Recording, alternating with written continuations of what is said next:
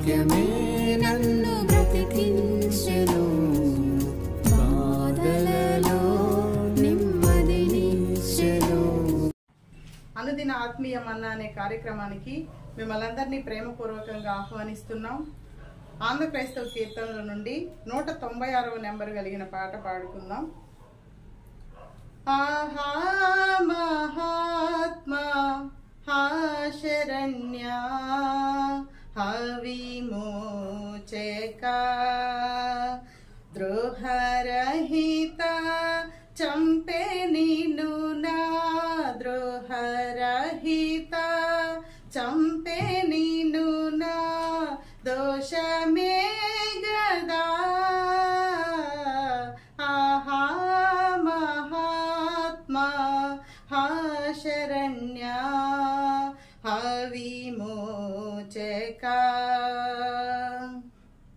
దప్పిగొనుచున్నానటంచు చెప్పితివి గదా, ఇప్పగిదిని బాధనొంద ఇప్పగిదిని బాధనొంద నేమి నీకు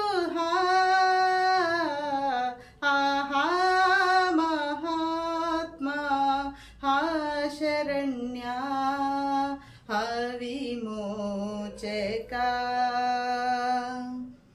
శ్రమ ప్రమాదములను గొప్ప శబ్దమెత్తిహా సమాప్తమైనదంచు తెలిపి సమసితివి గదా. ఆహా మహాత్మా హా శరణ్య విమోచక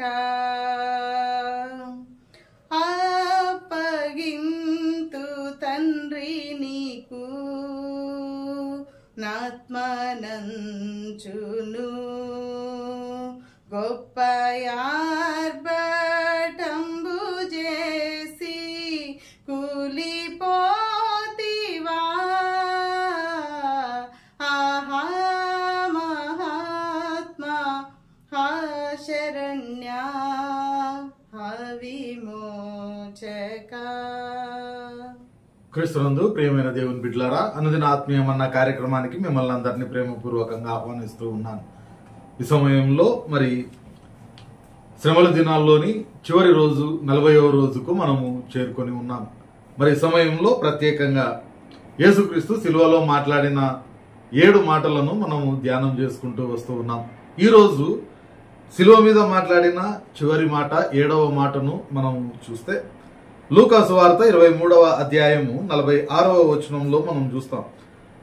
అప్పుడు యేసు గొప్ప శబ్దముతో కేక వేసి, తండ్రి, నీ చేతికి నా ఆత్మను అప్పగించుకొనుచున్నాను అనెను. ఆయన ఇలాగు చెప్పి ప్రాణమును విడిచెను.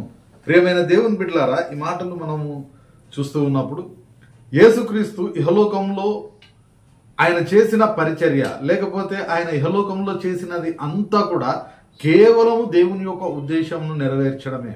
కాబట్టి దేవుడు యేసుక్రీస్తు మాట్లాడుతూ చెప్తూ ఉన్నమాట, దేవుని యొక్క చిత్తము లేదంటే తండ్రి యొక్క చిత్తమును నెరవేర్చుటే నాకు ఆహారము, అదే నా పానీయము ఆయన చెప్పిన సందర్భాన్ని మనం జ్ఞాపకం చేసుకుంటూ ఉన్నాం.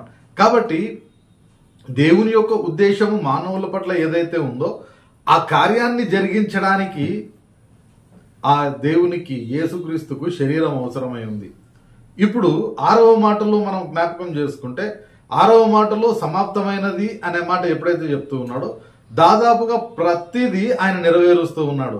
ఇక ఏది కూడా మిగిలి లేదు. కాబట్టి ఇప్పుడు తిరిగి ఆత్మ దానిని దయచేసిన దేవుని దగ్గరికి పోవాలి. ఇక ఇక్కడ చేయవలసిన పని ఏమి కూడా ఇక్కడ లేదు. కాబట్టి ఆత్మ దానిని దయచేసిన దేవుని దగ్గరికి పోవాలి. శరీరం మన్ను గనుక తిరిగి మన్నైపోవాలి. ప్రసంగి గ్రంథంలో కూడా అదే మాటను మనం చూస్తాం. ప్రసంగి గ్రంథము 12వ అధ్యాయము 7వ వచనంలో అదే మాటను మనం చూస్తాం. ఇక్కడ ఆయన చెప్తున్నాడు కదా, మన్నైనది వెనుకటి వలె మరలా భూమికి చేరును, ఆత్మ దానిని దయచేసిన దేవుని యొద్దకు మరలా పోవును అనే మాటను మనం చూస్తూ ఉన్నాం. కాబట్టి ఇక్కడ యేసుక్రీస్తు చేయవలసిన పనినంతా కూడా తన శరీరంతో జరిగించాడు. ఇక ఏది కూడా మిగిలేదు. కాబట్టి ఇప్పుడు ఆయన యొక్క శరీరము ఆత్మ వేరుపడాలి. కాబట్టి శరీరాన్ని మట్టికి అప్పగిస్తూ ఆ ఆత్మను తండ్రికి అప్పగించినట్లుగా మనం చూస్తూ ఉన్నాం. అయితే తండ్రికి ఎప్పుడైతే అప్పగిస్తూ ఉన్నాడో, ఎందుకొరకు అప్పగిస్తూ ఉన్నాడు అనంటే తండ్రి చేతిలో భద్రత ఉన్నది. తండ్రి చేతిలో భద్రత ఉంది.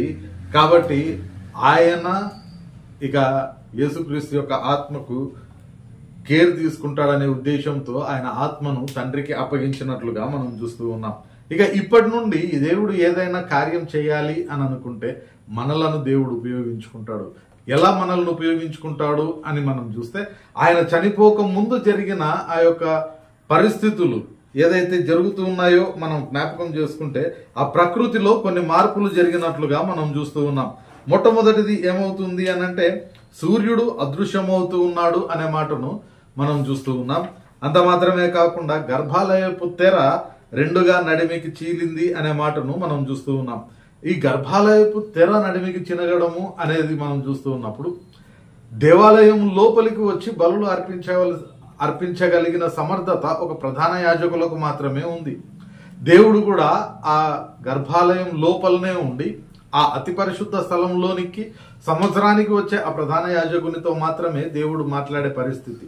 అయితే ఇక్కడ ఎప్పుడైతే ఆ గర్భాలయపు తెర రెండుగా చినిగిపోతూ ఉందో అప్పటి వరకు తనను తాను ఆ అతి పరిశుద్ధ స్థలానికి మాత్రమే పరిమితం చేసుకున్న దేవుడు అది మొదలుకొని ప్రతి ఒక్కరి హృదయాల్లోకి వచ్చేస్తా ఉన్నాడు. కాబట్టి ఇక మీదట దేవుడు ఏదైనా చేయాలి అనంటే ఖచ్చితంగా మనల్ని ఆయన ఉపయోగించుకుంటాడు. అంత మాత్రమే కాకుండా సమాధులు తెరవబడిన అనే మాటను మనం చూస్తూ ఉన్నాం.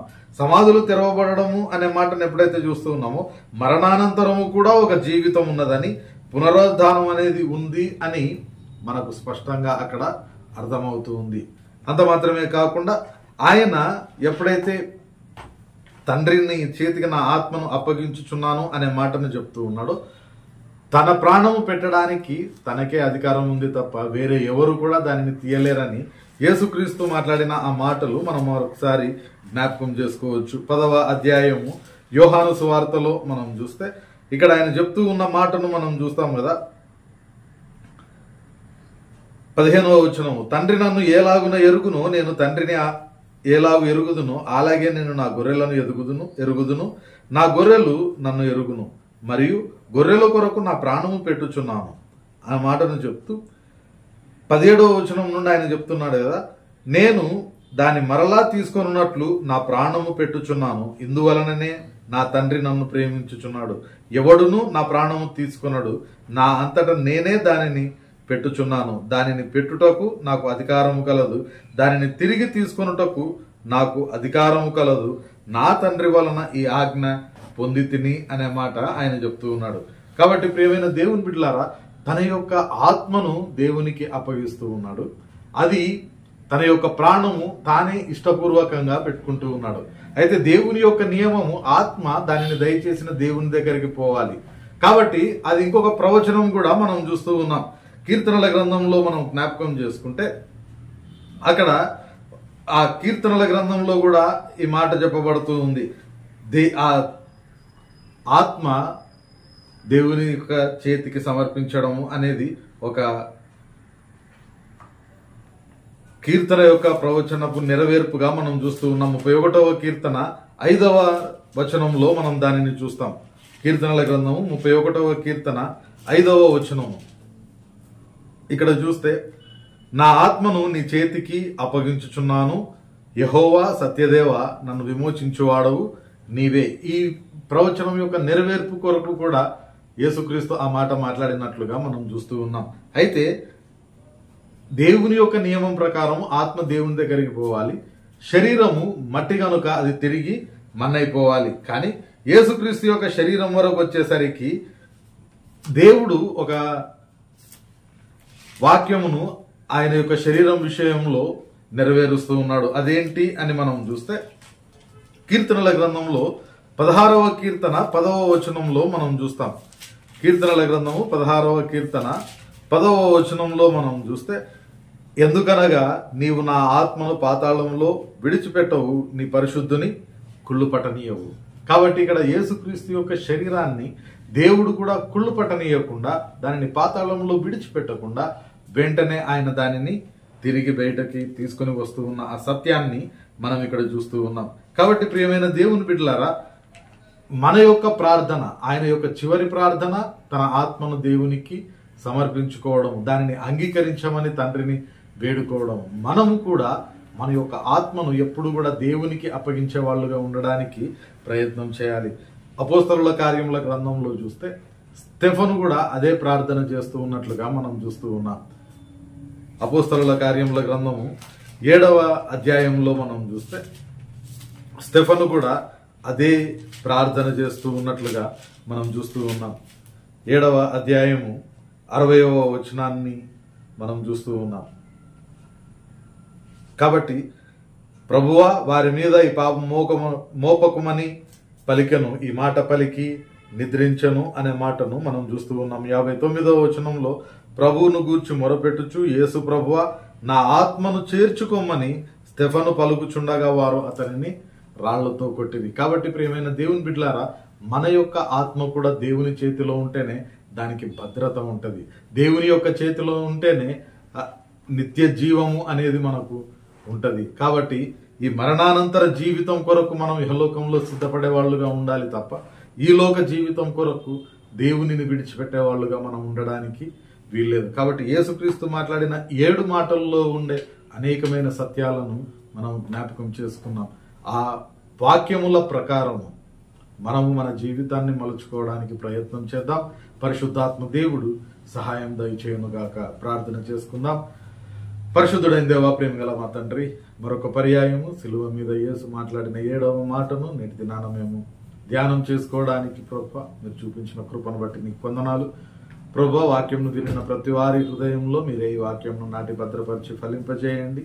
వాక్య ప్రకారము మా జీవితాలను మలుచుకున్నటకు కృప దయచేయమని వేడుకుంటూ, నేటి మా పని పాటలన్నింటిలో కృప దయచేసి క్షేమంగా నడిపించమని, నిశ్చితమైతే ప్రభా రేపటి దినాన మేమందరము మరొక పర్యాయం కలుసుకునే వరకు నీ సన్నిధిని మాకు తోడుగా ఉంచుమని వేడుకుంటూ యేసు పరిశుద్ధ నామమున ప్రార్థిస్తున్నాం తండ్రి, ఆమేన్. తండ్రి, కుమార, పరిశుద్ధాత్మ త్రియేక దేవుని సకల దీవెనలు సదాకాలం మనకందరికీ తోడయ్యుండి నడిపించునుగాక. ఆమేన్.